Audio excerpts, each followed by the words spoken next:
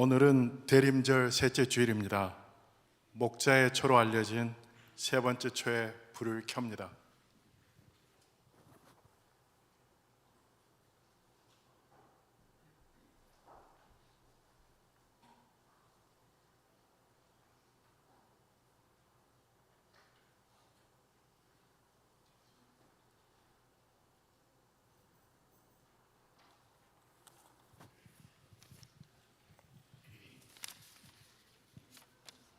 베들레헴 성 밖에서 양을 치던 목자들이 무서워 말라 보라 내가 온 백성에게 내칠 큰 기쁨의 좋은 소식을 너에게 전하노라. 오늘날 다윗의 종래에 너희를 위하여 구주가 나셨으니 곧 그리스도 주시니라 하는 천사의 말을 듣고 성으로 들어가 예수님의 탄생을 전한 것처럼 우리들도 예수 그리스도의 복음을 온 세계에 전하는 사람들이 되도록 기도로 준비하십시다.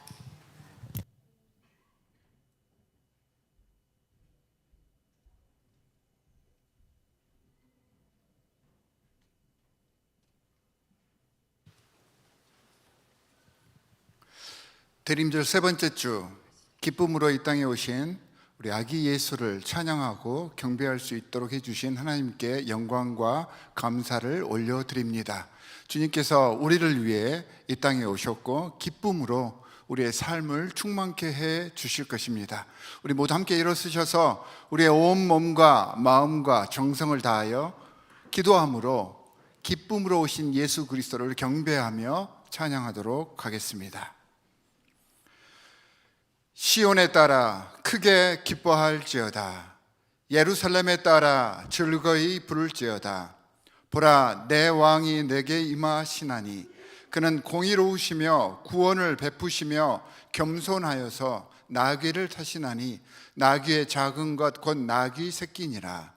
하나님은 영이시니 예배하는 자는 신령과 진정으로 예배할지어다. 아멘.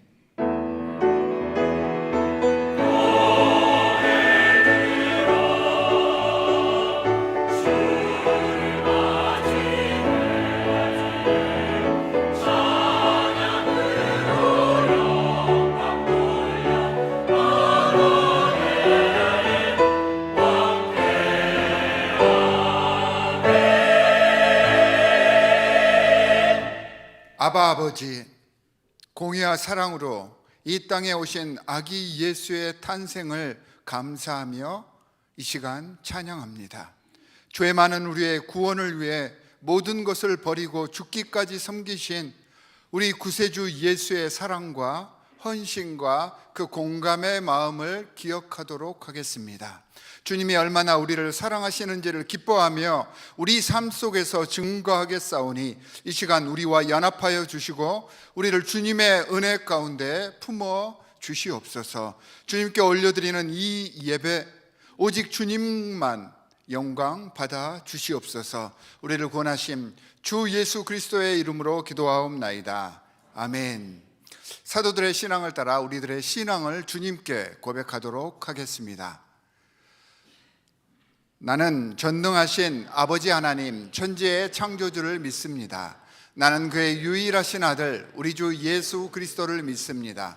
그는 성령으로 잉태되어 동정녀 마리아에게서 나시고 본디오 빌라도에게 고난을 받아 십자가에 못 박혀 죽으시고 장사한 지 사흘 만에 죽은 자 가운데서 다시 살아나셨으며 하늘에 오르시어 전능하신 아버지 하나님 우편에 앉아 계시다가 거기로부터 살아있는 자와 죽은 자를 심판하러 오십니다.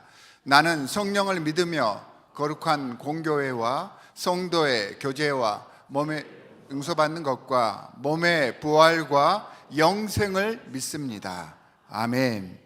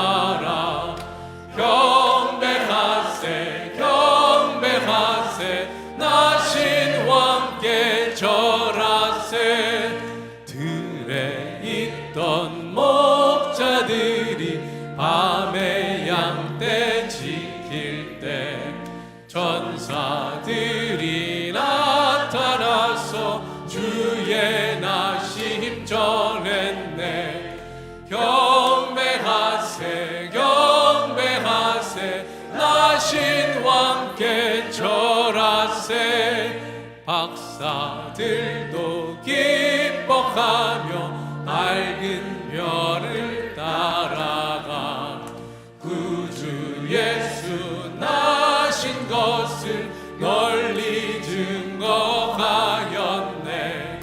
경배하세 경배하세 나신 왕께 절하세.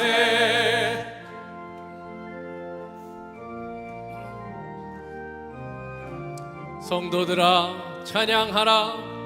성도들아 찬양하라. 성부 성자 성령 우리 모두 소리 높여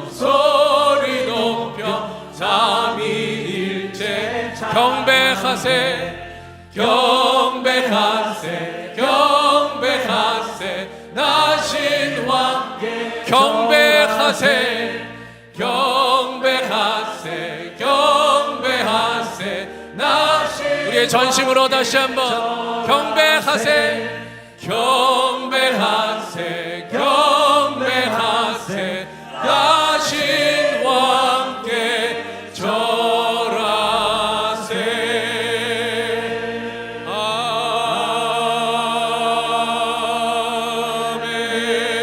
아멘. 우리 위에 이 땅에 오신 주님께 영광의 박수 올려드립시다. 할렐루야. 자리에 앉으셔서 계속해서 함께 찬양하시겠습니다.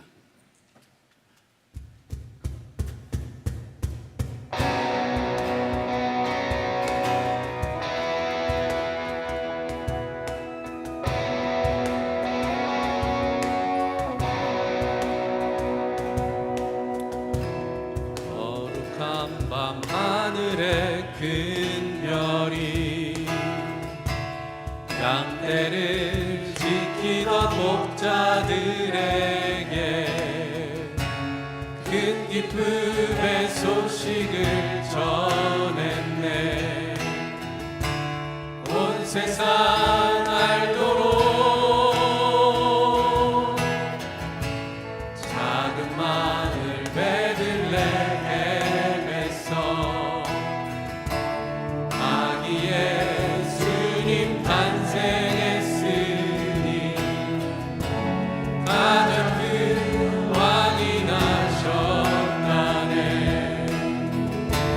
예수는 만왕의 왕이 나셨다. 왕이 나셨다. 이 땅을 구원하실 왕. 한 백성들아 기뻐하라. 우리의 왕이 나셨다.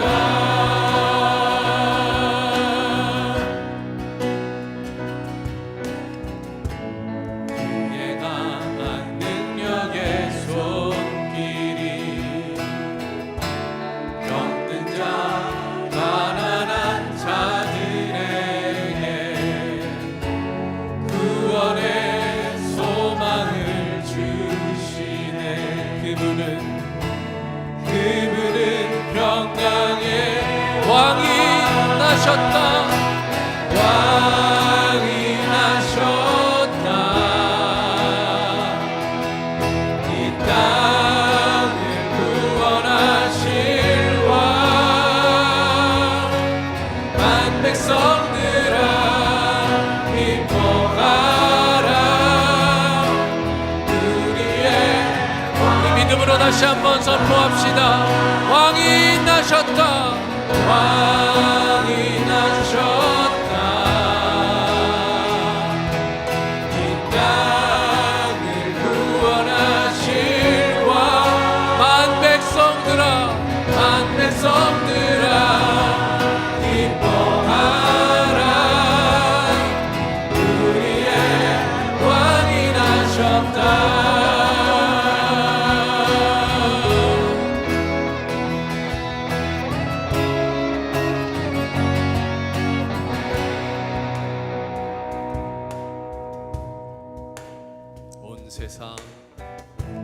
온 세상 통치할 메시아 할렐루야. 주께서 모두 주 다스리 그 나라 영원한 왕께 경배하세 왕께 경배하세 왕이 나셨다 이 땅을 구원하신 왕 만 백성들아 기뻐하라 우리의 다시 한번 선포합시다. 왕이 나셨다 왕이 나셨다 이 땅을 구원하신 왕 만 백성들아 기뻐하라 우리의 목소리로 왕이 나셨다 왕이 나셨다 이 땅을 구원하신 왕 만 백성들아 기뻐하라 우리의 왕이 나셨다 우리의 왕이 나셨다 우리의 왕이 나셨다.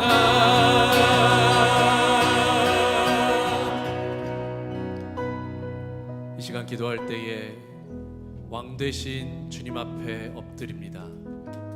왕으로 오신 아기 예수님을 환영하고 감사하며 기뻐합니다. 이 시간 이 예배 가운데도 임재하셔서 우리를 다스려 주시고 우리의 예배를 받아 주시옵소서 고백하며 더 깊은 예배 가운데로 나아가시겠습니다.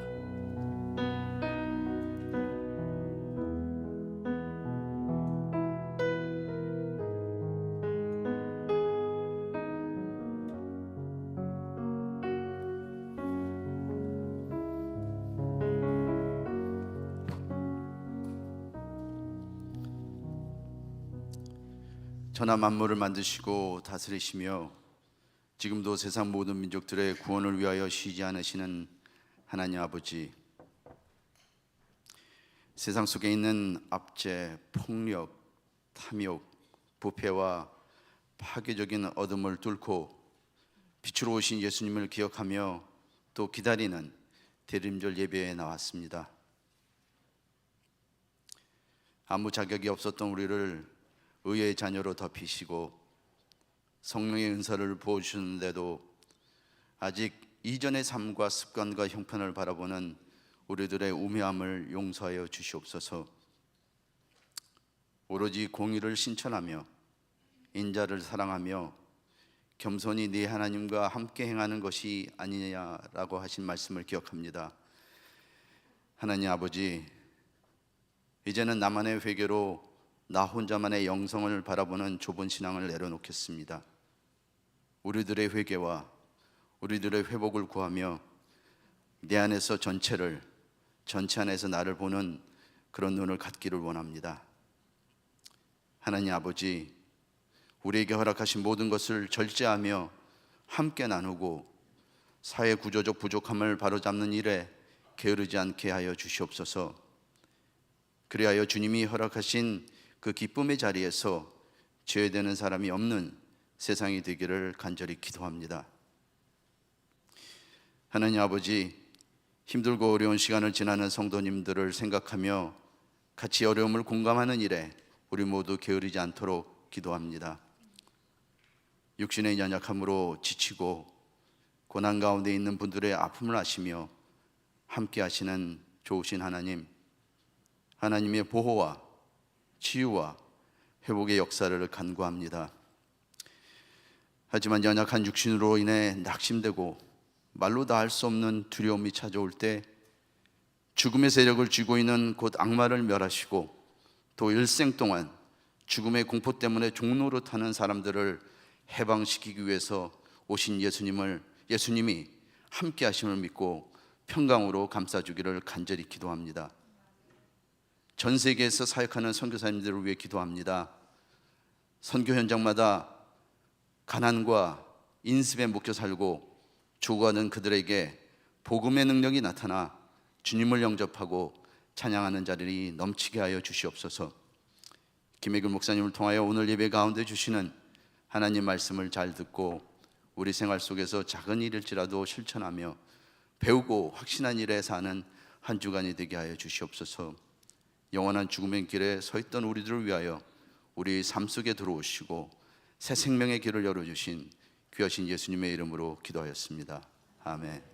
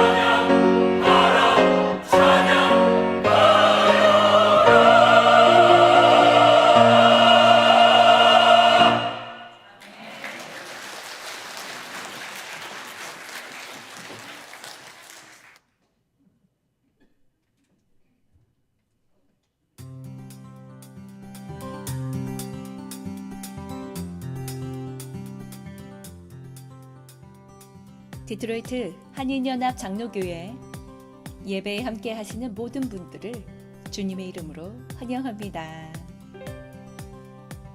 오늘은 여성회에서 준비한 신규 점심이 준비되어 있습니다. 풍성한 식탁의 교제로 은혜로운 시간 되시기 바랍니다. 2024년도 탁상용 달력을 오늘부터 목장별로 배부합니다. 모든 목장의 목자님들은 1부와 2부 사이에 도서실에서 달력을 수령하시기 바랍니다. 봉사위원회에서는 따스한 겨울을 홈리스들에게 전하기 위해 펀드라이징을 하고 있습니다. 홈리스 연말 선물을 위한 모금에 함께 하실 분들은 오늘까지 체크 또는 헌금 봉투에 홈리스라고 적으시고 헌금해 주시기 바랍니다. 비품 관리팀에서 안내 말씀드립니다. 여성회에서 도네이션 해주신 교회 부엌 물품을 전교인이 아껴서 사용해 주세요. 또한 앞으로 교회 내에서 환경 오염 등을 고려하여 종이컵 및 냅킨 사용을 차지하고 개인의 텀블러 사용을 권장합니다.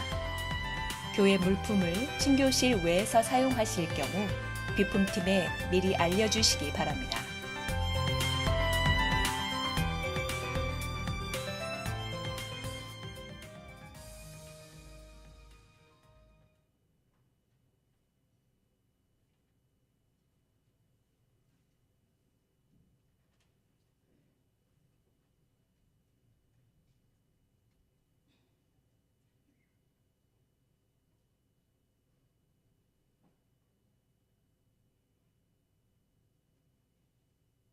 안녕하세요.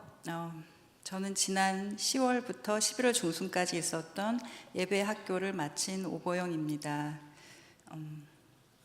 저는 예배를 매주 드리면서도 예배에 대한 갈증과 갈급함이 항상 있었습니다.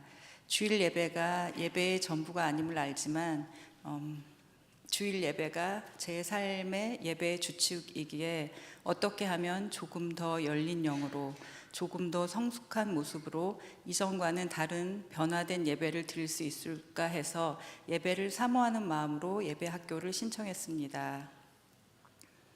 먼저 예배 학교 시간을 통해 감사했었던 것은 예배를 사모하시는 분들이 같은 마음으로 모여서 그랬는지 함께 모여 예배에 대한 것을 되짚어보고 점검해보고 배우고 나누는 시간이 하나님께 마음을 모아드리는 예배로 느껴져서 감사했습니다.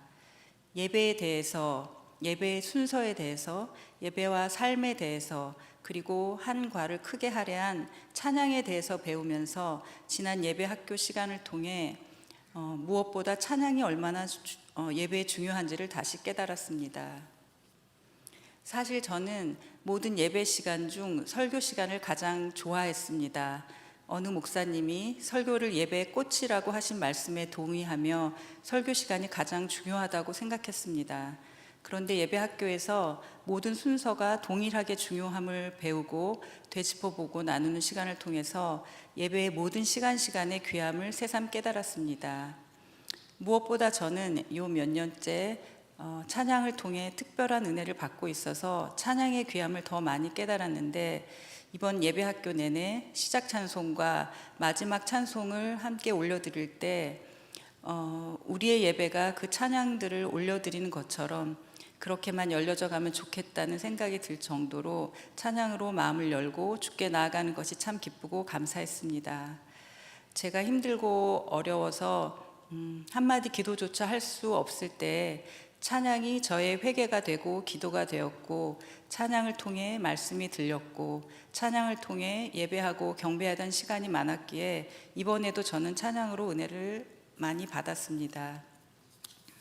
매일매일 예배 일기를 쓰는 것을 통해서는 매일 찬양과 감사를 주께 올려드리고 예배를 위한 말씀 묵상으로 하루를 돌아보게 하셨는데 사실 평소에 말씀 묵상하던 것과 예배를 위한 묵상을 어떻게 구별해서 해야 할지 혼동이 와서 헷갈리기도 했고 또 하루하루 어떻게든 찬양의 고백을 하고 예배의 삶을 살아보려고 의식하며 사는 것도 쉽지 않았습니다. 또한 저의 부족한 모습으로 하나님께 영광 올려드리기 위해 구별되고 진실한 저의 하루를 사는 것도 쉽지만은 않아서 스트럭을 하기도 했습니다. 한 가지 특별히 도전받았던 것은 황 목사님께서도 예배학교 시간에 잠깐 언급하셨지만 말씀 묵상도 하고 성경 통독도 하고 성경 공부, 목장 모임 등 이런저런 모임도 많이 있는데 주일 예배와 같은 공 예배가 줄어들어가는 현실을 깨달으며 하나님은 이런 모습을 어떻게 생각하실까 생각하게 되었습니다. 삶의 모든 부분이 예배이고 모든 모임이 예배의 모습이지만 그것이 공 예배가 줄어들어가는 정당한 이유가 될 수 있을까를 생각해 보는 시간이기도 했습니다. 짧은 5주의 예배학교 시간이었지만 이를 통해서 예배를 예배되게 온전히 올려드리는 귀한 예배자로 다시 점검해보는 귀한 시간 되게 하심이 감사이고 은혜이었음을 고백합니다. 감사합니다.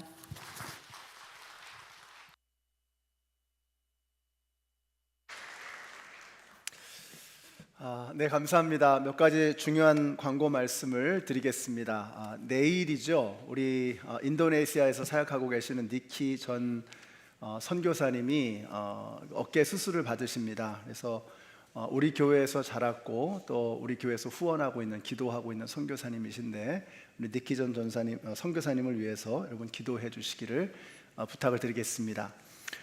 오늘은 여성회에서 준비한 우리 여성들께서 준비해 주신 점심 친교가 있는 날입니다. 우리 여성들이 무척 손이 크시더군요. 그래서 고기를 아주 듬뿍 담아서 이렇게 비빔밥을 준비해 주셨는데 무료입니다. 그래서 여러분들이 많이들 내려가셔서 함께 교제해 주시기를 부탁드리고요. 우리 교회의 물품, 비품들을 좀 절약하는, 아까 광고 나갔는데 여러분들이 좀 신경을 더 써주셔야 할 것 같습니다. 일회용품을 최소한 줄여주시고 텀블러를 좀 많이 사용해 주시면 좋을 것 같습니다.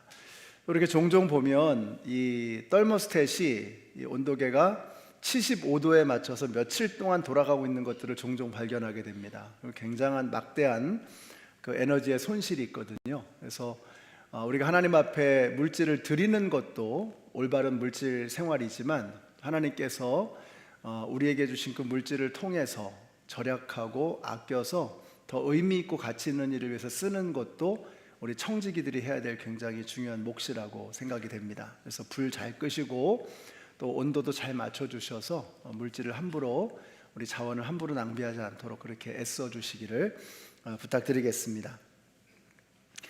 오늘까지입니다. 우리 홈레스를 위한 도네이션 오늘까지 하게 되는데 말 그대로 홈레스입니다. 정말 집이 없는 겁니다. 우리는 따뜻한 집에서 푸짐한 음식을 먹지만 이분들 머무실 곳도 드실 곳도 넉넉하지 않은 그런 분들, 이분들이 이 추운 겨울을 잘 날 수 있도록 장갑이나 양말이나 이런 것들을 도네이션 하기 위해서 저희가 합니다. 그래서 아직 안 하신 분이 계시면 나가시면서 홈레스라고 이렇게 적어서 헌금함에 넣어주시면 우리 겨울 참 힘들게 지나가고 계시는 그분들에게 큰 힘이 되지 않을까 생각합니다. 사마리아 사람이 강도 맞은 사람, 이제 막 죽어가는 사람을 그냥 지나칠 수 없었던 예수님의 마음을 가지고 있었죠. 우리 성도님들도 그 예수님의 마음을 가지고 그냥 지나치지 않는 우리 모두가 되었으면 참 좋겠습니다. 이 시간에 우리 봉헌을 위해서 기도하겠습니다. 하나님 감사합니다. 저희들에게 주신 가장 위대한 하나님의 선물 예수 그리스도를 묵상합니다. 주님께서는 어떤 것도 아끼지 아니하시고 가장 귀한 것을 온전히 다 내어주셨는데 저희들의 생각과 마음과 삶을 보면 참 주님 앞에 인색하기만 합니다. 너무 부끄럽고 죄송합니다. 하나님께서 우리에게 주신 이 모든 것 가운데 믿음으로 귀한 예물을 주님 앞에 드렸습니다. 드리신 모든 손길들을 기억하시고 축복하시고 각 가정의 기도의 제목들 주님께서 응답하여 주시기를 간절히 원합니다. 이 귀한 물질이 하나님의 나라를 위해서, 주님의 영광을 위해서 쓰여지는 주님의 도구가 되게 하여 주시옵소서. 오늘도 감히 설 수 없는 이 자리에 두렵고 떨리는 마음으로 부족한 자가 섰습니다. 주님께서 친히 홀로 말씀하여 주실 줄로 믿습니다.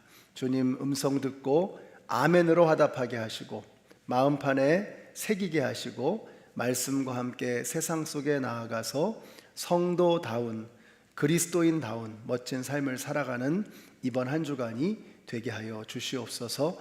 예수님의 이름으로 기도드렸습니다. 아멘. 네, 함께 일어나셔서 우리에게 주신 하나님의 말씀을 봉독하겠습니다. 오늘 말씀은 요한계시록 3장 1절로부터 6절까지의 말씀입니다. 제가 먼저 읽습니다. 사대 교회의 심부름꾼에게 이렇게 써 보내어라. 하나님의 7 영과 7 별을 가지신 분이 말씀하신다. 나는 내 행위를 안다. 너는 살아있다는 이름은 있으나 실상은 죽은 것이다.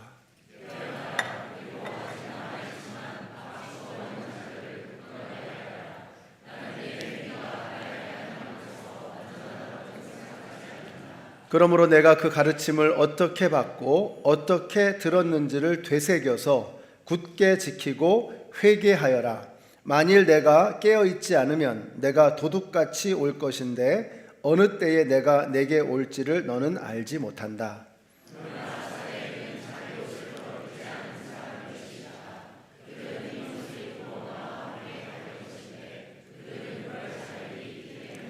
이기는 사람은 이와 같이 흰옷을 입을 것인데 나는 그의 이름을 생명책에서 지워버리지 않을 것이며 내 아버지 앞과 아버지의 천사들 앞에서 그의 이름을 시인할 것이다.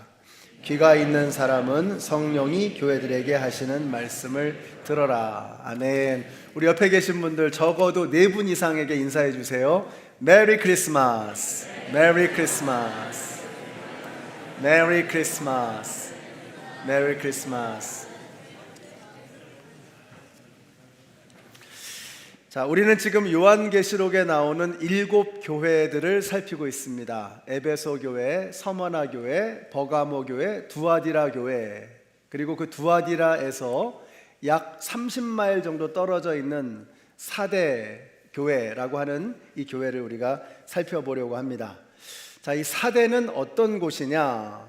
그림을 한번 좀 보시죠. 자, 그림에서 보시는 것처럼 사방이 절벽으로 되어 있습니다. 그림을 좀 넘겨주시고요. 네, 그림을 넘기시는 사이에 여러분 주보에도 있습니다. 주보에도 아주 멋진 그림이 있는데요. 그 주보의 앞면에 나와 있는 그 그림이 바로 이 사대라고 하는 지역의 그림입니다. 여기 이렇게 보시는 것처럼 정말 사방이 절벽으로 둘러싸여져 있는 그런 곳이죠. 이른바 난공불락이라고 하는 그런 도시입니다. 거기다가 이 도시는 금이 많기로 유명했습니다. 그래서 최초의 금화가 만들어진 곳이 바로 이 사대라고 합니다. 그리스 신화에 보면은 마이다스가 나오죠. 마이다스. 만지기만 하면 금으로 바뀌는 그 이야기의 배경이 되는 곳이 바로 이곳 사대입니다. 자, 그러니까 여러분 이 도시의 분위기를 좀 아시겠죠? 굉장히 안전하고 굉장히 부유한 이런 도시였습니다. 자, 그러다가 AD 17년경에 큰 지진이 나서 온 도시가 그냥 폭삭 망해버린 겁니다. 물론 로마의 지원이 있었습니다. 막대한 지원이 있었고 5년 동안 세금을 감세해 주면서 이 도시가 어느 정도는 재건이 되었습니다. 그러나 그 이전의 영광스러운 모습은 다시 찾아볼 수가 없었죠. 그러니까 여러분이 짐작을 해보실 수가 있겠죠. 이 도시 사람들이 어떤 말들을 입에 달고 살았을까? 아, 옛날이 좋았는데, 왕년에 우리가 이렇게 잘 나갔던 도시였는데, 이런 말들을 입에 달고 살았을 것입니다. 근데 우리의 신앙도 꼭 이러기가 참 쉽습니다.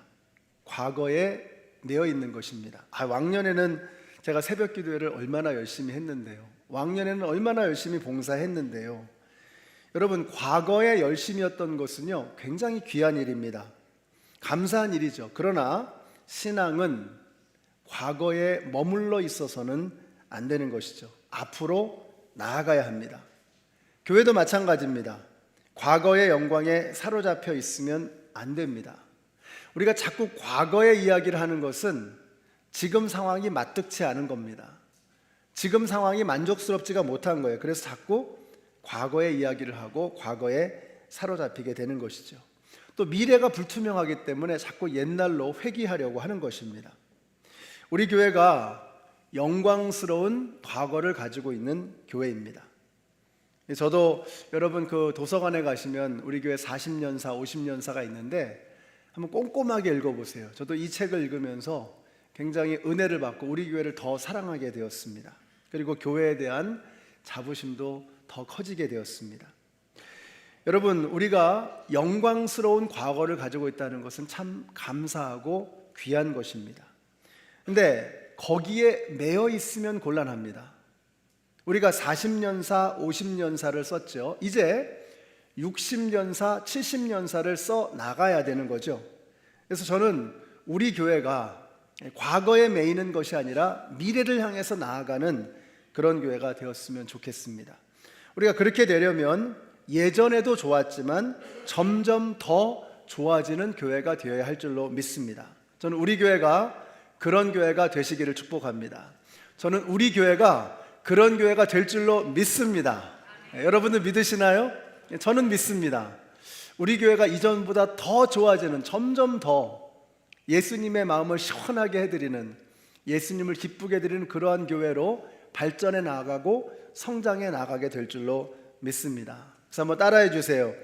과거에 집착하지 말고, 과거에 집착하지 말고 앞으로 나가자. 앞으로 나가자. 우리 교회도 그렇고 여러분도 그러하셔야 합니다. 옛날에는, 왕년에는 이 사대와 같은 이런 모습이어서는 안 되는 거죠. 미래를 바라보고 점점 더 좋아지는 믿음 생활, 점점 더 좋아지는 교회가 되어야 할 줄로 믿습니다. 근데 오늘 말씀해 보니까 이 사대 교회에 내리시는 그 예수님의 진단은 정말 가혹합니다. 1절 보세요. 너는 살아있다는 이름은 있으나 실상은 죽은 것이다. 죽었다는 겁니다. 7 교회들 중에 이보다 무서운 진단을 받았던 교회는 없습니다. 죽었다는 거예요. 이름은 있는데 생명은 없다는 겁니다. 무서운 말씀이 아닙니까? 살아있다고 하는 이름은 있다고 했어요. 여러분, 살아있다는 이름이 있는 것 어떻습니까? 귀한 것이죠. 사대교회는 이름이 있는 교회였습니다. 유명한 교회였죠. 사람들이 그랬을 거예요. 아, 그 교회는 정말 잘 나가는 교회야. 그 교회는 발전하는 교회야. 그 교회는 프로그램도 좋고 인물도 좋고 재정도 탄탄하고 건물도 대단해. 좋은 소문이 난 교회였을 겁니다. 여러분, 이게 좋은가요? 안 좋은가요?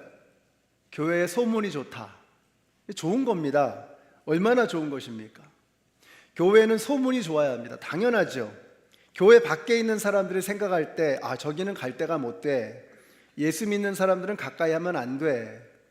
이런 소문이 나면 곤란하죠. 아, 저 교회는 정말 좋은 교회. 안 믿는 사람도, 우리 교회 안 다니는 사람도, 아, 저 교회는 참 좋은 교회야. 저 교회 성도들은 참 사람들이 괜찮아. 이런 이야기를 들어야죠. 좋은 소문이 나야죠. 근데 여러분에 대한 소문이 전 미국적으로 잘 나 있는 거 아세요? 여러분은 아마 잘 모르실지도 몰라요. 근데 저는 압니다. 왜냐하면 제가 여기 오기 전에 좀 조사를 좀 해봤습니다. 제가 믿을 만한 분들, 정말 좋아하는 분들, 믿을 만한 분들에게, 우리 미국 전역에 흩어져 있는 제 친구 목사님들, 선배 목사님들에게 한번 여쭤봤어요. 디트로이트 연합장로교회는 어떤 교회입니까? 이렇게 물어보면 다른 곳에 서로 전혀 연관성이 없는 분들이 한결같이 같은 말씀들을 하세요. 좋은 교회입니다. 건강한 교회입니다. 선교에 대한 열정이 있는 교회입니다. 이민사회에서 그렇게 깨어지지 않고 계속해서 발전하는 교회 흔치 않습니다. 이런 좋은 이야기들을 들었습니다. 자, 그리고 제가 여기 왔어요. 그리고 와서 이렇게 딱 보니까 어땠을까요? 과연 소문대로, 아, 우리 교회 정말 좋은 교회입니다. 아니, 그 이상이었습니다. 제가 생각할 때 우리 교회가 참 정말 좋은 교회다. 소문에 못지않은 그 이상 가는 좋은 교회다 하는 것을 제가 보았습니다. 우리 교회는 오래된 교회입니다. 오래된 교회의 장점이 뭘까요? 안정성입니다. 왜냐하면 교회를 오랫동안 지켜오신 그러한 어른들이 계시기 때문에 교회가 이러나 저러나 흔들리지 않아요. 우리 교회는 쉽게 흔들리지 않는 교회입니다. 코로나도 멋지게 이겨나왔지만 그보다 더 어려운 일을 만나도 우리 교회는 쉽게 흔들리지 않을 겁니다. 그래서 오래된 교회의 장점은요, 쉽게 흔들리지 않는다라는 거죠. 그럼 오래된 교회의 단점은 무엇일까요? 변화에 대한 수용력이 약합니다. 그래서 세상은 계속 변하는데, 그런데 그 세상의 변화에 발맞추지 못하는 이런 단점이 있습니다.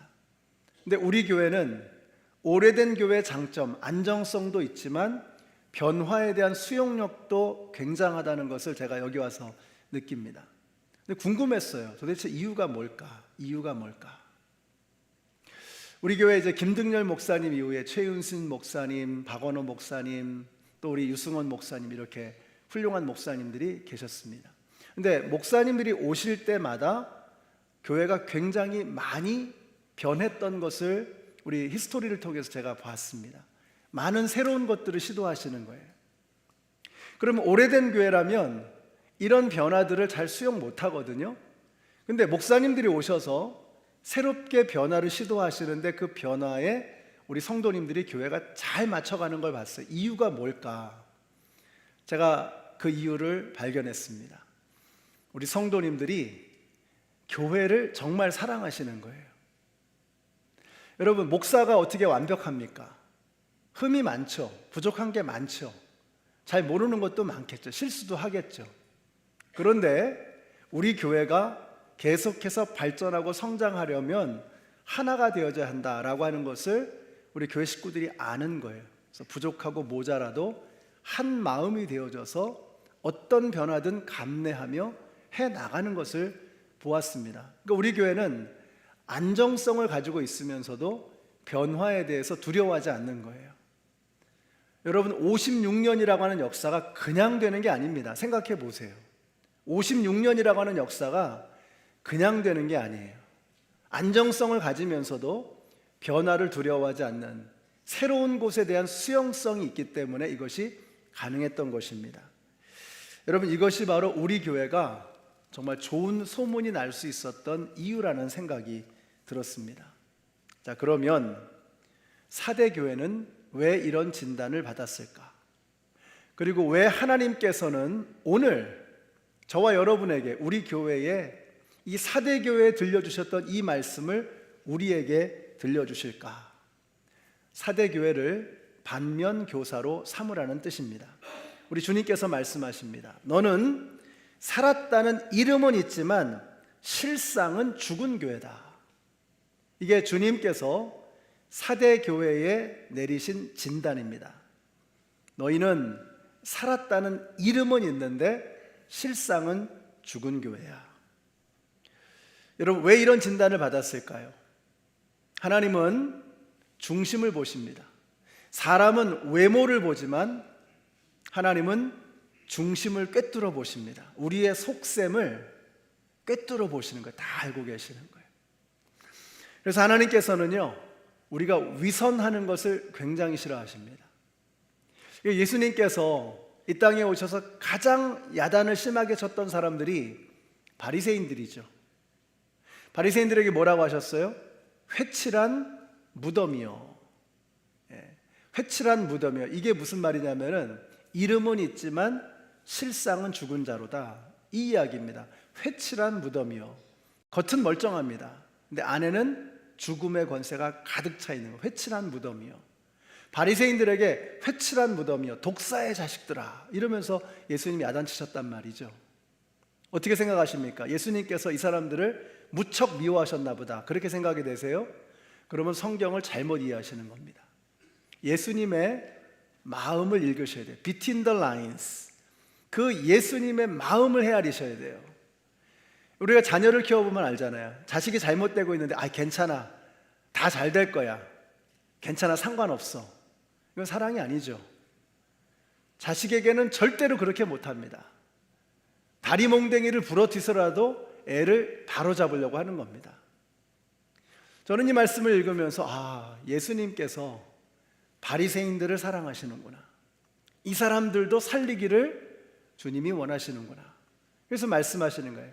회칠한 무덤이요, 독사의 자식들아, 너희들이 회개하지 않으면 망한다는 거예요.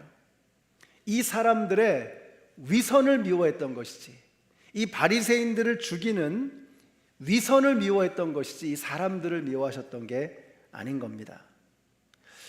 여러분, 위선이라고 하는 그 말을 헬라어로 휘포크리테스라는 단어를 씁니다. 휘포크리테스. 히포크리시 여기서 나온 거죠. 휘포크리테스라는 말은 뭐냐면, 그 옛날에 헬라 시대, 그리스 시대 때 이 연극 배우들이 무대에 올라와서 이제 가면을 쓰고 연극을 합니다. 바로 그 가면, 이게 히포크리테스입니다. 이 가면은 어떻게 하죠? 겉에서 웃고 있으면 그 뒤에서 어떤 표정을 지어도 웃고 있는 그런 표정이 되는 것이죠. 여러분, 우리가 신앙생활하면서 위선을 한다는 것은요, 종교적인 가면놀이를 하는 것입니다. 사랑하는 성도 여러분, 하나님 앞에서 가면놀이를 멈추십시다. 이게 죽음으로 향하는 길입니다. 하나님 앞에서 가면놀이를 멈추어야 합니다.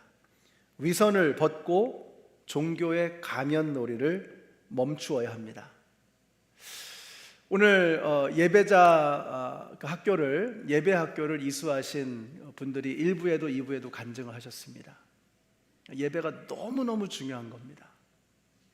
여러분, 예배가 무엇입니까? 예배는요, 가면놀이를 멈추는 겁니다. 가면을 벗고 맨눈으로 눈이 시리도록 살아계신 하나님을 만나는 겁니다.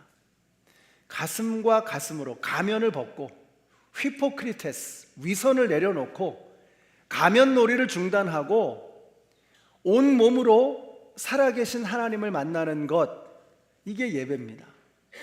근데 우리가 예배를 드리면서도 여전히 가면을 쓰고 있다면, 하나님은 외모가 아니라 중심을 보고 계시는데, 여러분의 마음을 이미 다 알고 계시는데, 우리가 하나님 앞에 예배를 드리면서도 여전히 가면을 쓰고 있다면 하나님께서 그 예배를 어떻게 받으시겠습니까? 가증스러워서.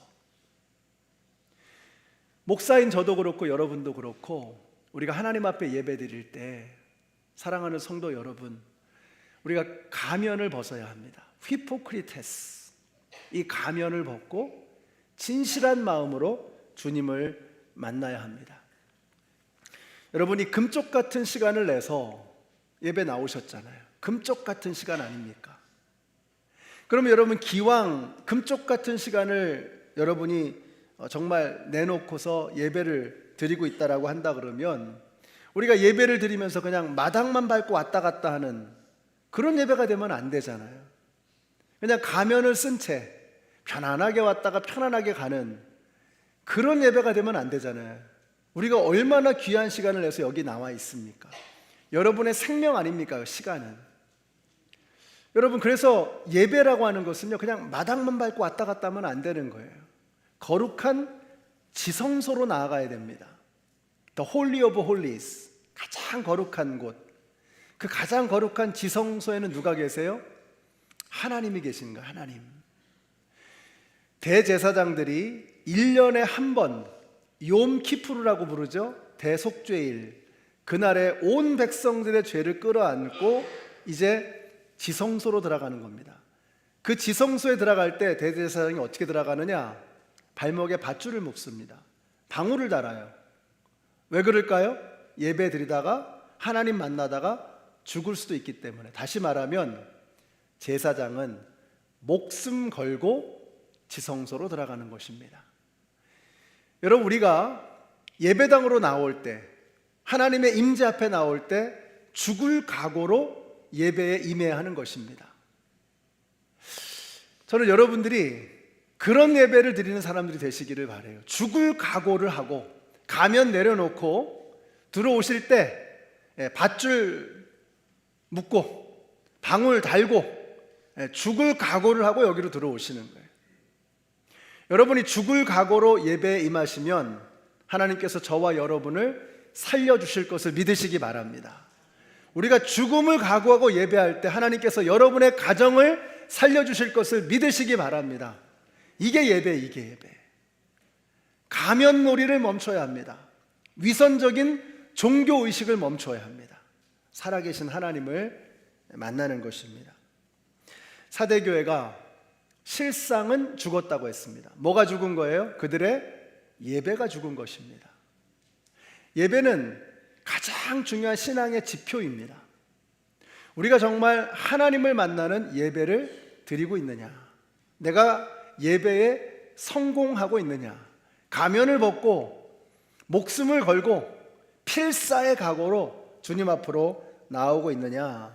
사대교회는 예배가 죽었던 것입니다. 그들의 프로그램, 그들의 모든 예배 순서 완벽하죠. 기가 막히죠.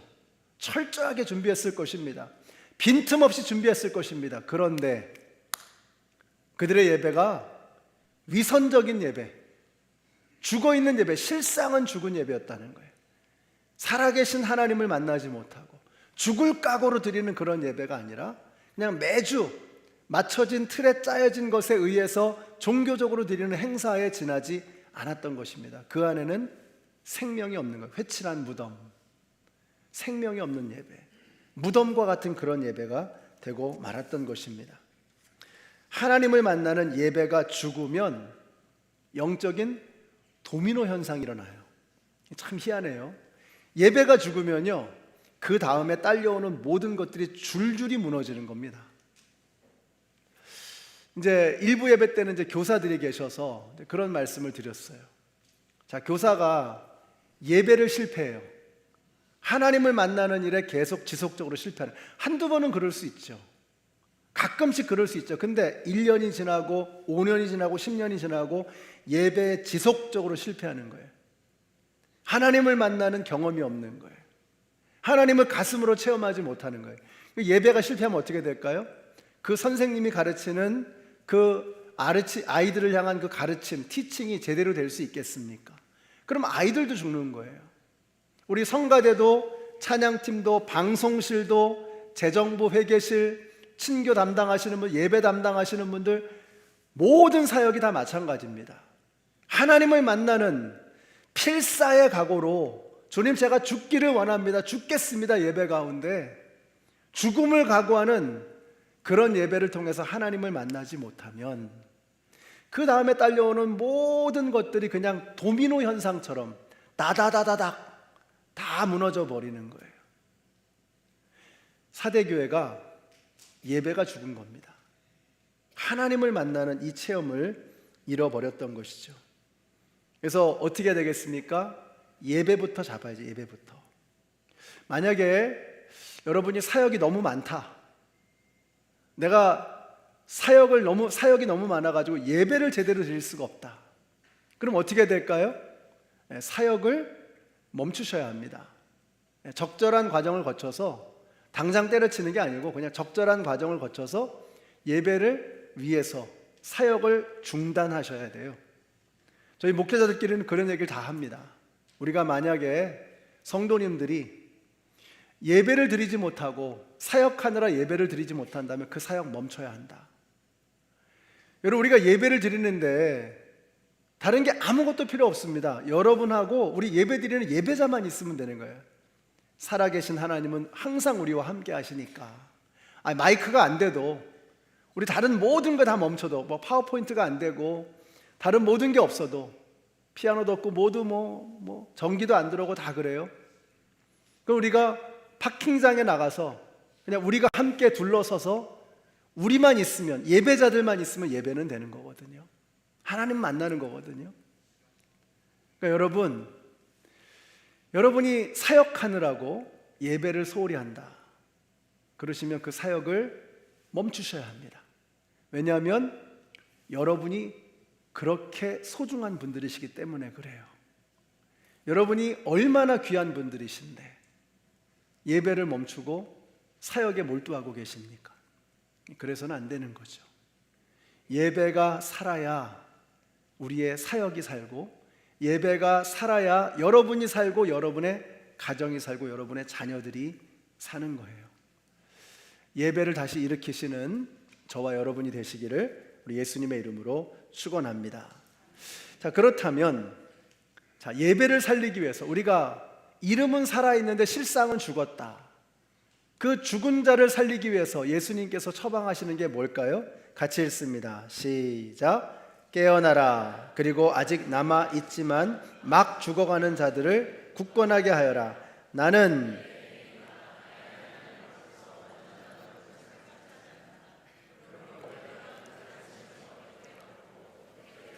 되새겨서 굳게 지키고 회개하여라. 자, 이 중에 밑줄 쳐져 있는 세 개만 딱 보겠습니다. 먼저 깨어나라. Wake up! 깨어나라는 것입니다. 자, 예수님께서 왜 사대교회에게 깨어나라고 말씀하셨을까요? 그들이 자고 있는 겁니다. 지금 자고 있는 거예요. 저는 여러분이 예배 가운데 졸지 않게 되시기를 축복합니다. 주무시면 안 돼요. 주무시면 안 돼요. 그럼 왜 졸릴까요? 김 목사가 설교를 잘 못해가지고 그래서 뭐 주무시면 이제 그런 일이 있으면 안 되겠죠. 열심히 제가 하겠습니다. 근데 우리가 왜 자꾸 졸게 될까요? 깨어나라, 웨이크업이라고 하는 이 말씀은요, 정신 차리라는 거예요. 정신을 어디다 두고 있니?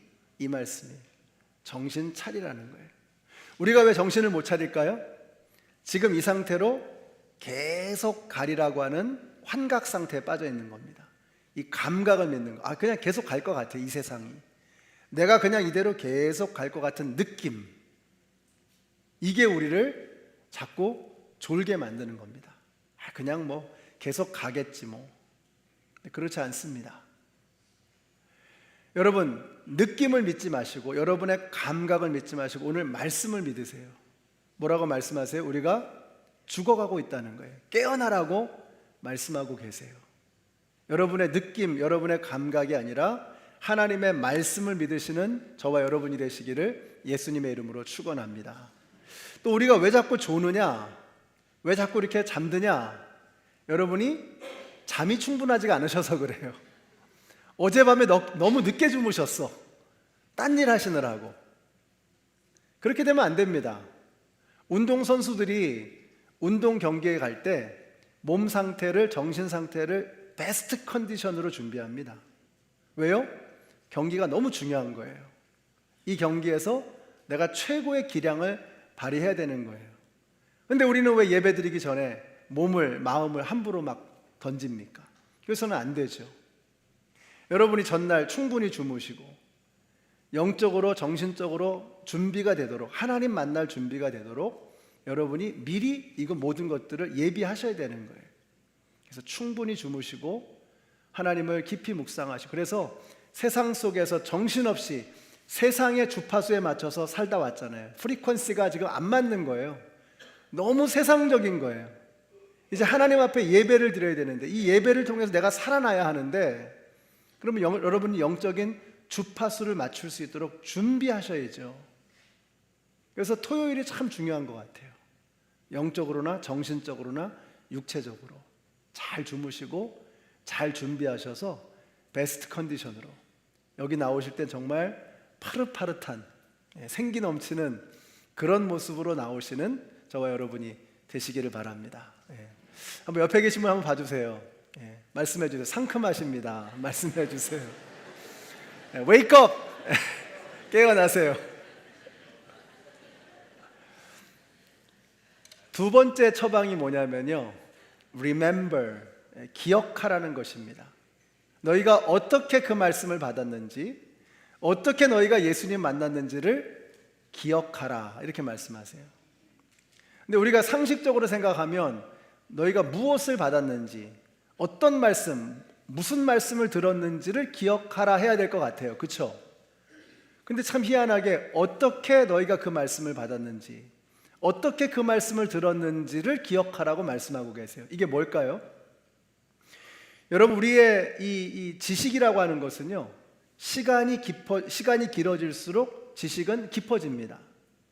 내년도 1월 첫째 주 목요일부터 우리 교회에서 성경 통독학교를 할 생각입니다. 그래서 한 석 달 동안 성경 전체를 쫙 읽는 거예요. 제가 먼저 설명을 드리고 창세기는 어떻고 출애굽기는 어떻고 딱 설명하면 한 주 동안 창세기, 출애굽기를 쫙 읽는 거예요. 바쁘겠죠? 집중력을 가지고 딴 거 다 내려놓고 딱 성경을 읽는 거예요. 여러분 중에는 성경을 한 번도 안 읽어본 분도 계실 겁니다. 이번에 한번 읽어보세요. 여러분 중에는 성경을 여러 차례 많이 읽어본 분들이 계실 거예요. 근데 성경이라는 게 참 희한해요. 한 번 읽을 때하고 두 번 읽을 때 달라요. 10번 읽을 때하고 20번 읽을 때는 정말 달라요. 이 하나님의 말씀은요, 회를 거듭할수록 말씀에 대한 깨달음이 깊어지더라고요. 점점 더 깊어지는 것입니다. 무엇이라고 하는 것은 반복되어질수록 깊어지는 겁니다. 근데 우리가 어떻게 하나님을 만났고, 어떻게 첫사랑을 경험했고, 내가 어떻게 주님을 영접했고, 내가 선교 갔을 때 어떻게 은혜를 받았고, 내가 영혼 구원의 그 기쁨을 맛봤을 때 얼마나 내가 감격스러웠고, 이것은 시간이 지나갈수록 점점 감각이 무디어져 가는 겁니다. 오래된 교회는요, 이것을 주의해야 합니다. 여러분이 점점 더 하나님의 말씀, 하나님의 말씀에 대해서는 계속해서 반복해야죠. 점점 깊어져야죠. 근데 우리가 오래된 교회잖아요. 오래된 교회는 무엇을 기억해야 되냐면, 우리가 어떻게 이 교회가 시작되었나, 어떻게 주님의 일을 우리가 감당했는가, 어떻게 어려운 이민 생활 속에서 이 교회를 이렇게 멋지게 주님께서 이 교회를 세워주셨나, 어떻게를 기억하셔야 돼요. 어떻게를. 저는 여러분이 처음으로 주님을 만났던 그 감격, 처음으로 영원한 생명을 누리게 되었던 그 감격과 감동을 다시 한번 기억해내시는 여러분들이 되시기를 축복합니다. 기억하라. 어떻게 내가 주님을 만나고 어떻게 은혜를 받았는지 그것을 기억하라고 말씀하고 계세요. 그래서 여러분의 지식은 점점 더 깊어지고 주님을 향한 그 감각은 점점 더 새로워지는 그런 은혜가 있게 되시기를 예수님의 이름으로 축원합니다. 마지막으로 회개하라고 말씀하세요. 회개하라. 이 회개하라고 하는 단어가 참 재미있는 것이 뭐냐, 문법적으로 보면요, 일회적으로 회개하는 것입니다. 다시 말하면 확 돌아서는 거예요. 확 돌아서는 거예요. 급진적으로, 파격적으로 돌아서는 겁니다. 자, 가령 예를 들어서 거짓말. 하여튼 입만 열면 거짓말하는 사람이 있다고 한번 가정을 해보세요. 근데 이 사람이 이제 내년부터는 80%만 거짓말해야지, 이래가지고는 안 되는 거예요. 하나님께서 거짓말하지 말라고 하셨거든요. 그 이유가 있잖아요. 아니, 우리가 거짓말 안 하면 하나님이 좋으신가요? 하나님에게는 더 이상 좋을 수가 없는 거예요. 하나님은 더 이상 좋아지실 수가 없는 분이세요. 그분은 최고이시니까.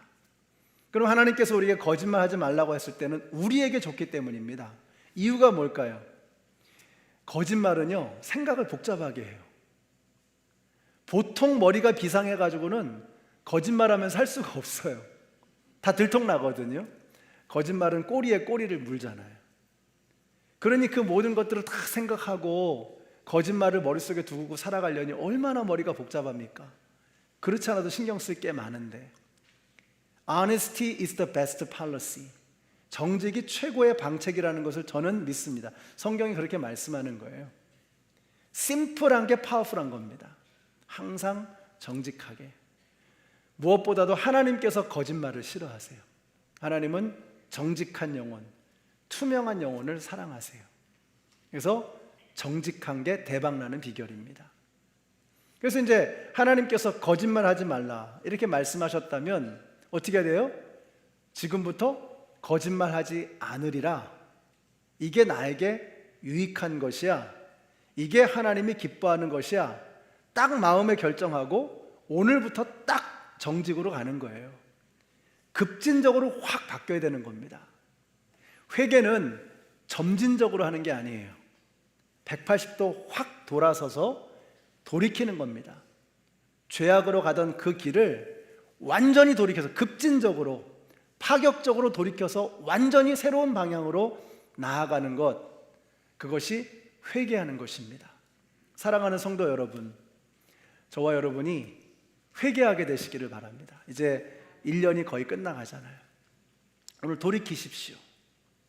오늘 여러분 이 시간에 하나님께서 정말 나에게 원치 않는 그런 일이 생각나게 하신다면 다음으로 미루지 마시고 조금씩 점진적으로 그렇게 할 생각하지 마시고 그냥 오늘 딱 결정하는 거예요. 오늘부터 끊어내리라. 그게 나를 망치는 것을 아니까, 그게 하나님이 기뻐하지 않는 일이라고 하는 것을 아니까 오늘부터 중단해 버리는 거예요. 그래서 여러분이 기억하십시오. 오늘 사대교회가 죽은 교회잖아요.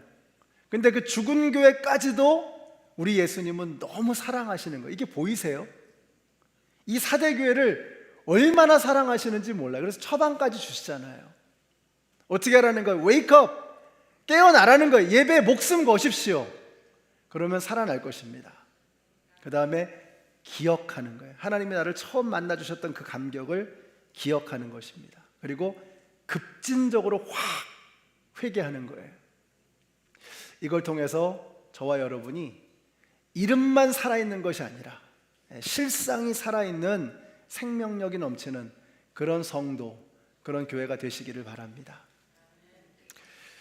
어제 김춘강 권사님 소천하셔서 이제 어제 장례식을 교회에서 했습니다. 우리 김춘강 권사님이 널싱홈에 계셨는데 처음에 제가 이렇게 방문했을 때는 이런 말씀을 계속 하셨어요. 갈 때마다 그런 말씀하세요. 권사님 이제 빨리 나으셔서 교회 오셔야죠. 그러면 내가 건강해져서 빨리 교회 가고 싶다고, 예배 드리고 싶다고 그렇게 얘기하셨어요. 근데 돌아가시기 얼마 전 이제 건강도 많이 안 좋아지시고 정신도 흐릿해져 가실 때 권사님 교회 오셔야죠. 빨리 나으셔서 교회 오셔야 돼요. 그러면 권사님 그러세요. 그런 말 하지 마. 나 슬퍼. 나 너무 슬퍼.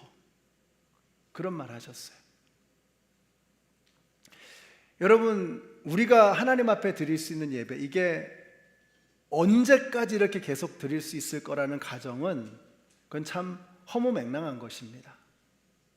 우리 중에 어느 누구도 내일을 보장할 수가 없어요. 다음 주에 다시 만나리라는 개런티가 어느 누구에게도 없습니다. 그래서 오늘 돌이키셔야 합니다. 오늘 결단하셔야 합니다. 오늘 깨어나서 이제 나에게 주어져 있는 한 번의 예배, 오늘이 마지막 예배일지도 모른다는 필사의 각오로 목숨 내어놓고 죽을 각오로 드리는 그런 예배가 된다면 여러분 살아나실 겁니다. 여러분이 기억하셔야 돼요.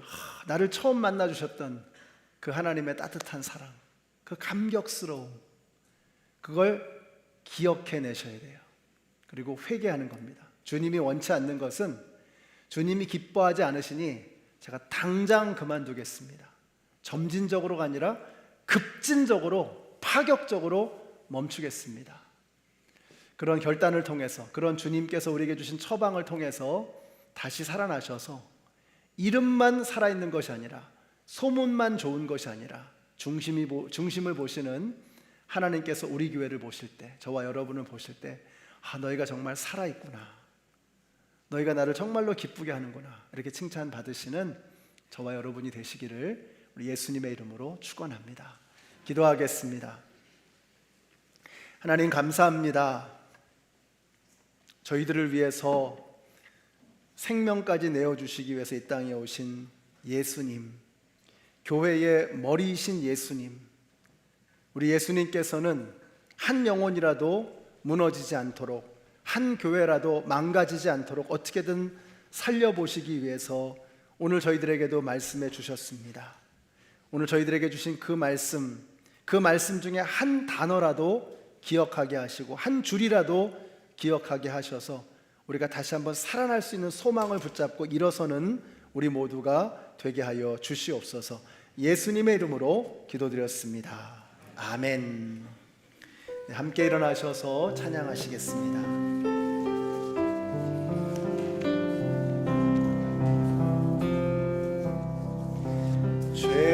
죄인들을 위하여 주님 찾아오셨네.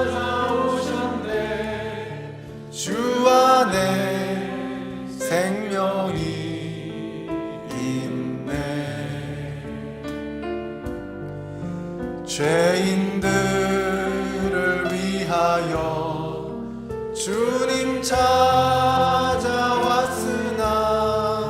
사람들 영접하네. 예수 안에 생명 있네. 예수 안에 우리를 살리시는 예수의 생명으로 다시 일어서십시다. 주님이 빛이 되시네.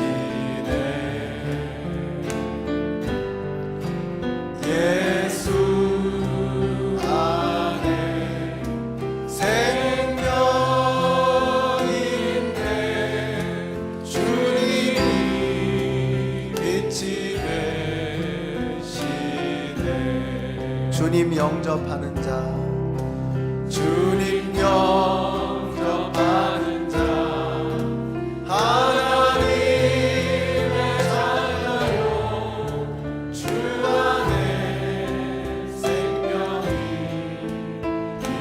있네. 주님 앞에 오시오, 어서 빨리 오시오. 주 안에 생명이 있네. 예수 안에, 예수 안에 생명 있네.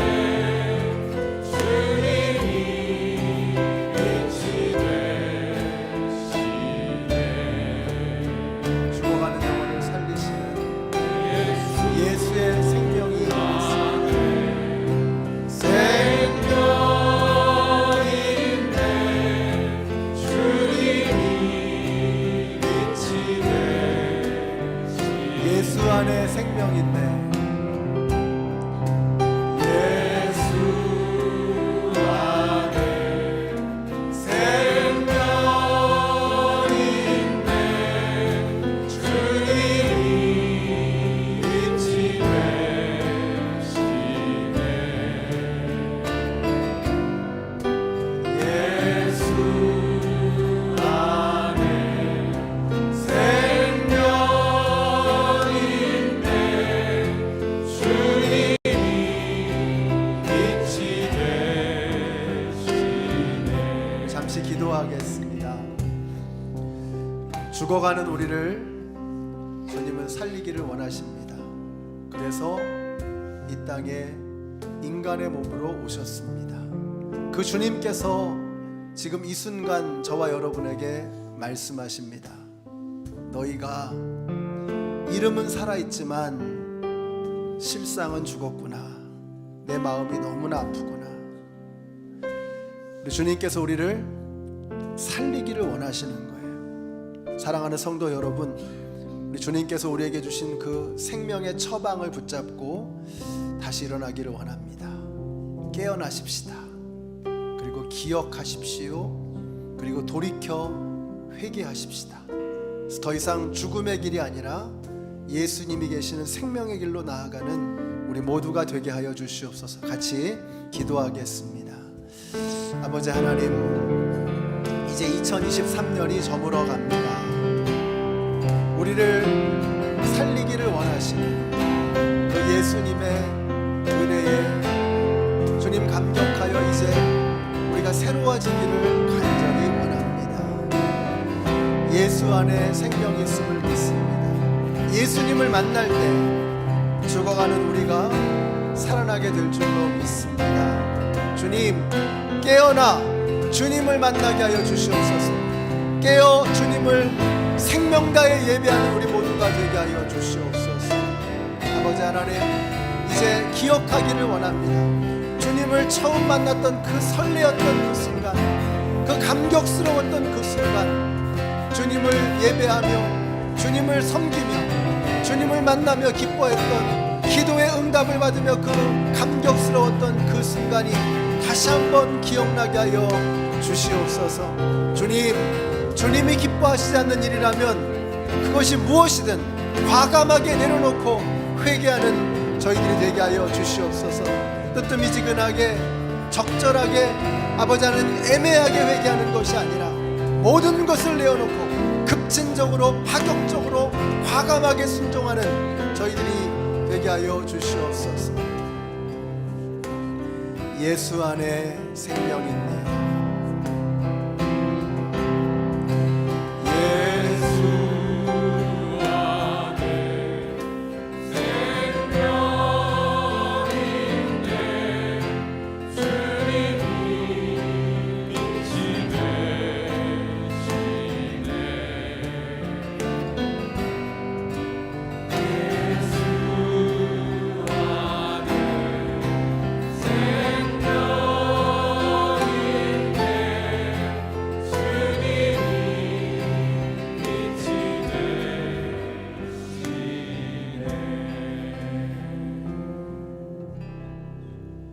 이제는 생명이 되시는 우리 주 예수 그리스도의 은혜와 하나님 아버지의 그 크신 사랑과 성령님의 교통하심이 더 이상 이대로 살아갈 수 없어 다시 한번 주님을 가슴으로 만나며 새로운 삶을 시작하기를 소원하는 하나님의 모든 백성들 머리 위에, 그리고 사랑하는 어머니, 사랑하는 할머니를 여의고 슬픔 가운데 계시는 우리 김충강 권사님의 모든 유가족들 위에, 또 사랑하는 오빠를 여의고 슬픔 속에 계시는 우리 김선영 권사님 가정 위에 이제로부터 영원토록 함께 하시기를 예수님의 이름으로 축원하옵나이다.